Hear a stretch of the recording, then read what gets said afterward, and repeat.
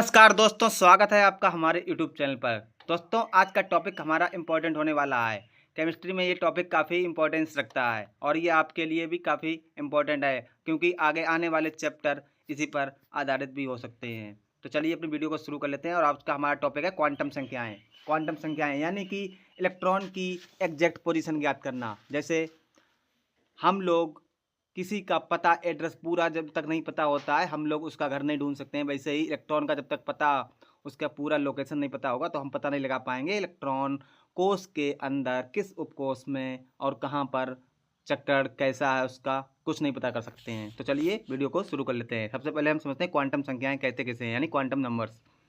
तो किसी परमाणु में इलेक्ट्रॉन की स्थिति और उसकी ऊर्जा का वर्णन करने के लिए जो संख्याएं प्रयोग की जाती हैं उन्हें हम क्वांटम संख्याएं कहते हैं।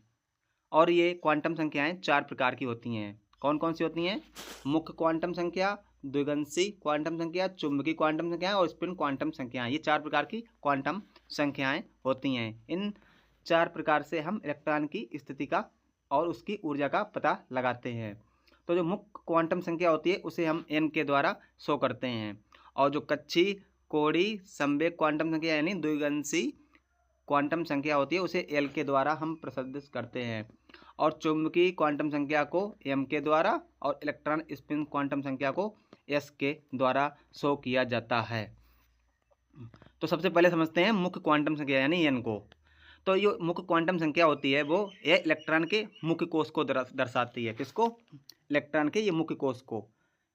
जैसे मुख्य कोष कौन कौन से होते हैं? जैसे हमने आपको बताया था K, L, M, N, ये मुख्य कोष जैसे हमने आपको बताया था पिछले वीडियो में कोष, उनको ये मुख्य क्वांटम संख्या दर्शाती है। K, L, M, N, O, यानी कि K बराबर 1, L बराबर 2, M बराबर 3, N बराबर 4 उनको दर्शाती है। और ये नाभिक से इलेक्ट्रॉन की दूरी और कक्षक के आकार को बताती है।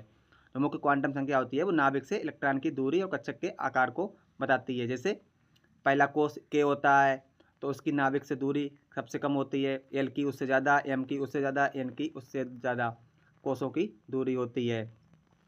और N का मान जितना बड़ा होगा इलेक्ट्रॉन उतना ही दूर और कक्षक उतना ही बड़ा होगा। अब N का मान यानी कि कोष, जो भी कोष है K, L, M, N, इनमें से जिसका मान सबसे बड़ा होगा उसके इलेक्ट्रॉन उतने ही दूर होंगे। अब जैसे M ले लो तो सबसे पहले K होगा, फिर L होगा, फिर M होगा। M की नाभिक से दूरी काफ़ी ज़्यादा होती है तो इसमें इलेक्ट्रॉन उतने ही दूर होंगे और इनकी ऊर्जा भी उतनी ही अधिक भी होगी। उसी तरीके से K सबसे पास में होता है तो ये सबसे छोटा होता है, क्योंकि सबसे पास नाभिक के होता है तो इसकी ऊर्जा भी सबसे कम होती है इसके इलेक्ट्रॉनों की। और इनका मान कोई भी धनात्मक पूर्णांक होता है, जैसे 1, 2, 3, 4 ऐसा हो सकता है मुख्य क्वांटम संख्या का। अगली है हमारी कोणीय संवेग क्वांटम संख्या यानी L, यानी द्विगंशी क्वांटम संख्या। तो जो द्विगंशी क्वांटम संख्या का मान होता है वो S, P, D या F उपकोष को दर्शाती है। हमने आपको बताया था कोष के अंदर उपकोष होते हैं। उसी तरीके से जो कोणीय संवेग क्वांटम संख्या यानी जिसे L से प्रदर्शित करते हैं उसके मान S, P, D और F उपकोष को दर्शाते हैं, जो आकार में विभिन्न होते हैं। यह मान मुख्य क्वांटम संख्या के मान पर निर्भर करते हैं। यह मान मुख्य क्वांटम संख्या के मान पर निर्भर करते हैं। अर्थात जो द्विगंशी क्वांटम संख्या का मान होता है वो 0 और n-1 के बीच होता है। किसके बीच?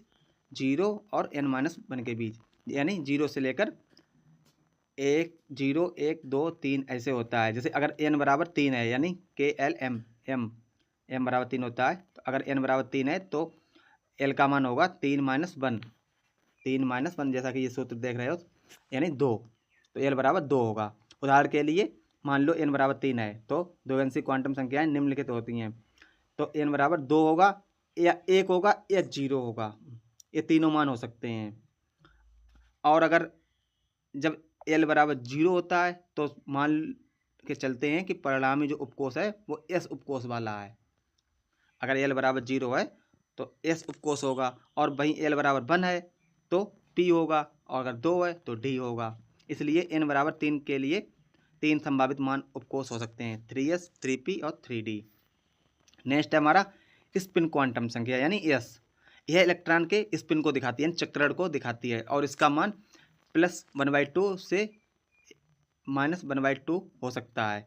और ये चारों क्वांटम संख्याएं मिलकर किसी इलेक्ट्रॉन के ऊर्जा स्तर और स्थिति और घुमाव को पूरी तरीके से वर्णित करती हैं। तो ये तो थी हमारी आज की वीडियो। तो चलिए हम मिलते हैं अपनी अगली वीडियो में।